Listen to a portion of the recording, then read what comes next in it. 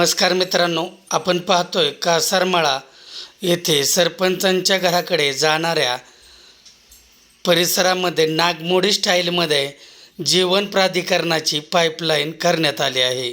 हे बेकायदेशीर कृत्य करणाऱ्या ठेकेदाराचे समर्थन जीवन प्राधिकरणाचे अधिकारी करत आहे हे स्पष्ट दिसून येत आहे.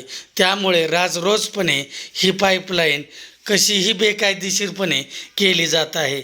याला कोणत्याही स्टाईलने जॉईंट मारले जात आहे.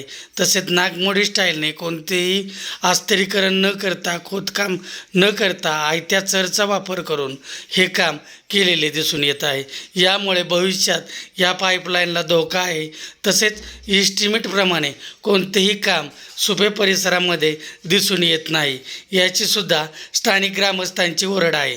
तरी सजीव संरक्षण आणि जागृती संस्थेच्या वतीने अशी मागणी करण्यात येत आहे की अशा बेजबाबदार ठेकेदारांवर कारवाई करा व पुन्हा नवीन पाईपलाईनचे काम करा, अशी मागणी होत आहे.